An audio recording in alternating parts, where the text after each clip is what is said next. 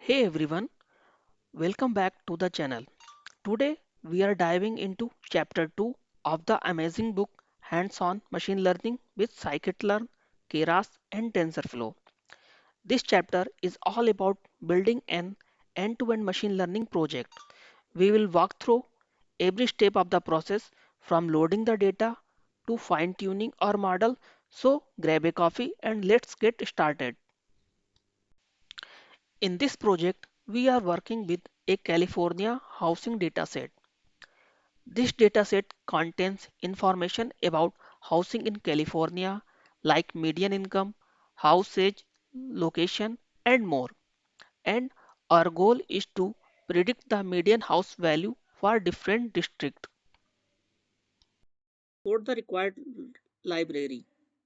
Import pandas SPD for loading the data and analysis, and import matplotlib.pyplot as PLT for visualization. After that, for reading the data from CSV file, so I give pd.read underscore CSV and give the URL. Panda read publicly accessible URL. Okay, if this means if a URL is publicly accessible, you can give directly and save into a variable housing. Okay, and housing dot head is showing you the top five rows. Now hit run. Now we can see our data is visible. Here are 10 columns, and one column is a categorical variable which is ocean proximity as we see, and the median house value is our targeted value. We can see this is a continuous value, so the problem is regression. Here is the column detail and longitude and latitude coordinate of the center of the block group. Okay, house median is represent median age of the house within a block group, and total rooms represent total number of rooms within a block group. Total bedrooms represent total number of bedrooms within a block group. Population represent total number of people residing within a block group. Household represent total number of households within a block group. Median income represent median incomes for household within a block group, and our target variable which is median house value for household within a block group, and the price is showing in US dollar. Okay, and the ocean proximity is a categorical features with value like it's having a 5 value nearby, 1H ocean, inland, near ocean, island. Okay, after that checking the data set, after that checking the data shape. For this we're using the shape housing dot shape 0 0 is showing the number of rows and 1 is showing the column. So it show number of rows is 20,640 and number of columns 10. Now check the null values. For this using the is null dot sum is showing the null values. Now total bedrooms having 207 null values. Now checking the duplicate rows. For this duplicated row and sum, click and 0. It's written 0. Mean it's not having any duplicate row. Now checking the quick description, it show the total number of count and also d types, which is data types. As we see object ocean proximity having object d types. It means it's a categorical, all other having float 64. Okay, and here we can also see it's a value of missing values 20,433, which is a description. Now checking the ocean proximity categorical values, Value count is showing the 5 value which is earlier mentioned in column detail co 1H ocean, inland, near ocean, nearby island. Here is the total number of values. Okay, island has only 5 entries.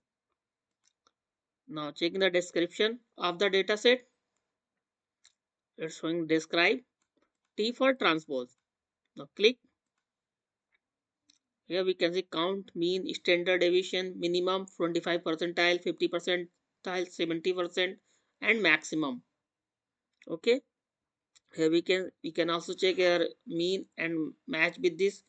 So you can check, you can also match with there is any outlier or not. Okay. Also number of count mentioning. Here we can also see in any number of values missing or not.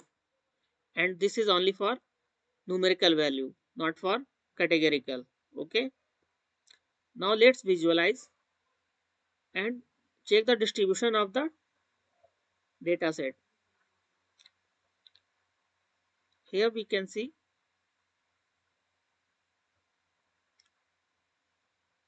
total rooms, total bedrooms, population, and the household, median income, median house value having a right skewed data.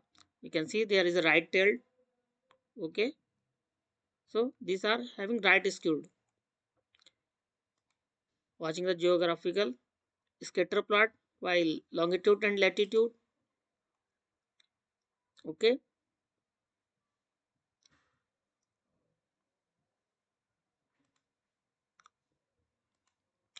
We can also check the correlation which is highly correlated with each other. So for this, select data extrude object uh, and dot correlation. This core and it's represent the correlation of every. So number value is we can't. I preferred with over this. I preferred a heat map. So import C1 as SNS and SNS dot heat map housing dot select D types annotate equal to true. It's showing the number. Okay, and cmap is equal to Viridis is showing the color map. Now click on one, we can see here we can see longitude, latitude and longitude having a highly correlated with each other. Okay, just like this, median house value and median income is highly correlated with each other is 0.69. Okay, and latitude and median house value is negatively correlated, plus mean is high, positive correlation, and minus mean is negative correlation. After analyzing the data, we prepare our data set, like filling the missing value if they are having or dropping unnecessary column. Okay, so for this I divide our data into independent and dependent variable. Okay, so, housing dot drop the target value and x is equal to 1 or saving into a variable x. Same thing y housing and median house value or target value. Now so the independent, these are our independent variables and this is our target variable. Okay, so as we see total bedrooms column have missing values, so first we fill the missing values or we can drop, but dropping is not a good idea. So I fill the missing value with medium. For this I create a medium for this whole column total bedroom and fill NA with medium bedrooms. This is our code. Let's run. It's replace missing value with median value. Okay, medium back. After that, uh, the ocean proximity having a categorical data, and for our machine learning model is it's need only numerical data, not a categorical data. So for what we did, for we create or convert into a numerical data. For this I'm using a pt.getDummies. It's like a one hot encoding in the pandas. Okay, and drop first and give me the prefix ocean proximity. Let's run. After that, what I did, now I show you one more thing. Now let's show the result of dummies. Okay, now we can see these are our dummies result. After that, what we did, we concat our dummies data into our x data and drop the ocean proximity original column. Now concat, it's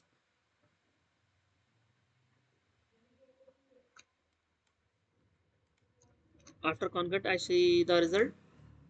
Now we can see here is our ocean proximity column, original column, and this is our get dummies column. Now drop the ocean proximity. Now see the result. Okay, here we can run true false. After that, what we did, the most important part, we are splitting our dataset into training and testing.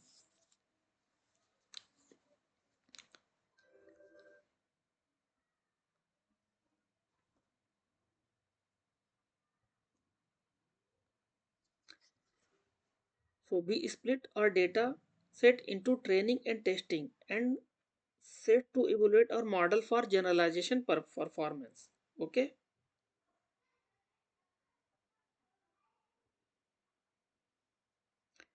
for this, import from sklearn model selection, import train test split, and split our data into train and test size is 0.2 and random state is 42.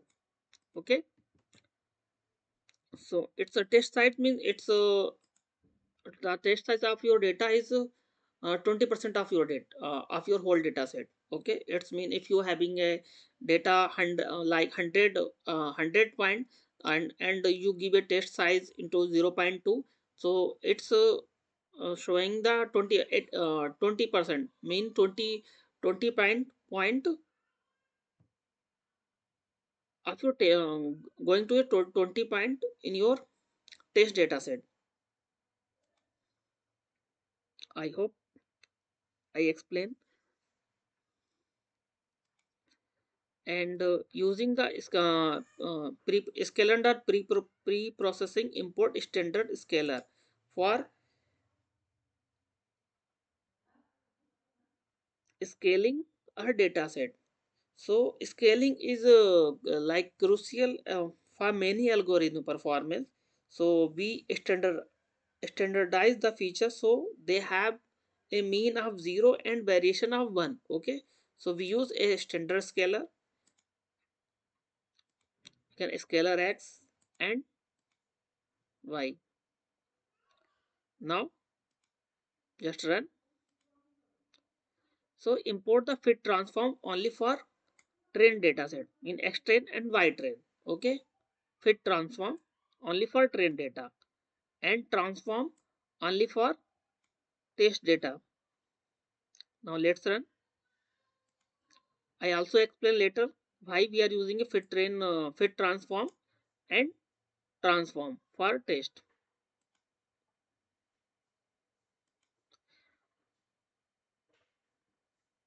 Okay, now it's convert into again pandas data frame. It's not necessary, but for visibility we can see the good result. Now what we did, so I'm showing the three machine learning model, which one was for linear regression, decision regression, and other decision tree regression, and third one is random forest regressor. Okay, and matrix is for accuracy, checking the accuracy for model we check mean squared error. Okay, MSE. If you know MSE, that's good. If you don't know, I also put a link for MSE. You can watch and learn what is MSE. Okay, now let's run. Now linear regression model, putting the value in linear regression, and the model fit with only X train and Y train. Okay, now click on, it will show you like that. It's mean your model is trained with linear regression without any hyperparameter. Okay, now just showing one by one. We can also create a function for this for all three model, but I show individual. Okay, after that for checking prediction for each model we use linear regression predict x test is scaled. Okay, now click.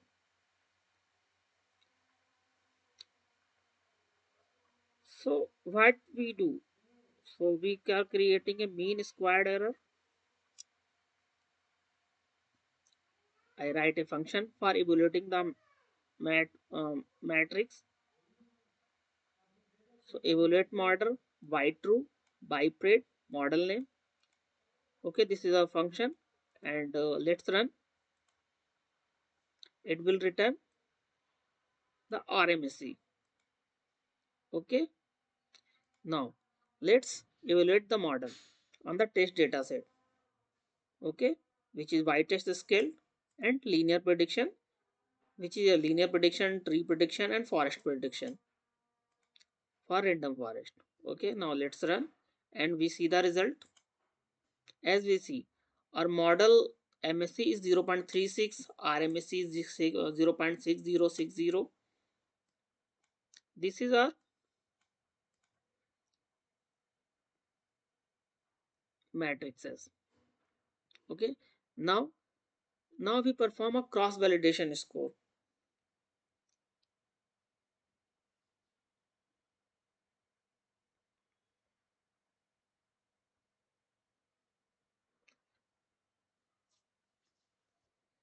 One more thing, it's lower the RMSC score or MSC score is better the model. Okay, so our model is not good because of it's a zero showing a 0.60, 0.59, 0.42.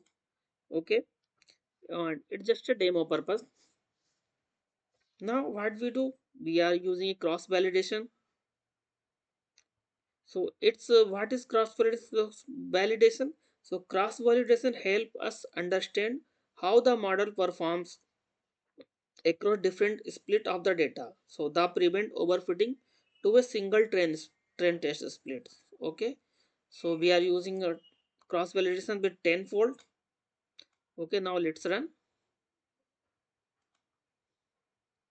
Now see the result.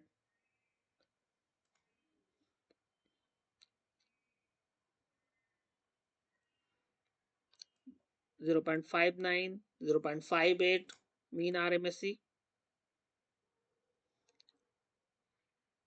Wait for it will take some time.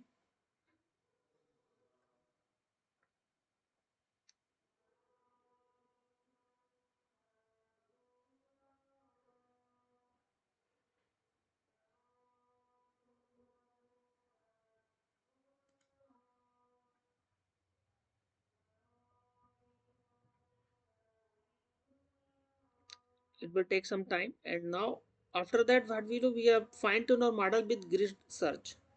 Okay, so I am using grid search with decision tree and random forest, and there are hyper parameter, maximum depth, minimum split, and estimator, and max split features.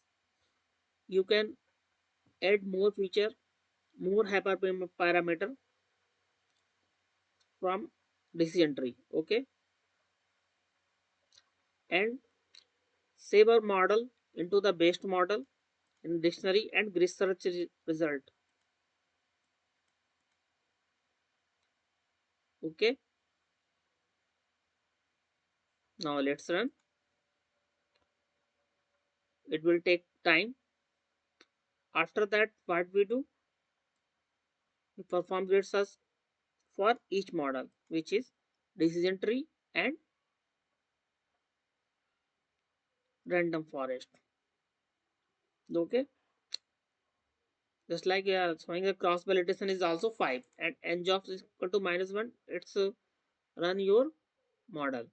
And one more thing, I apply the job lib and dump. It's saving our model into the pickle file. Okay,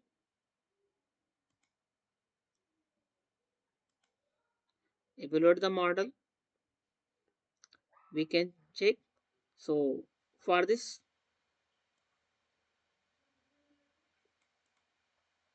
we are saying we give maximum dot 10 and minimum sample split is 10. For dysentery, we are giving total number of maximum dot none, 5, 10, 50, and minimum sample split like 2, 5 times. So in those hyperparameter, the best hyperparameter for dysentery is maximum depth 10 and minimum split sample split is 10, and it gives this result. Okay, now what we did, actually we are creating a three model. One one is without using any hyperparameter. Okay, other one is cross validation, and third one is fine tune with grid search. Okay, now comparison the table, which one or best model.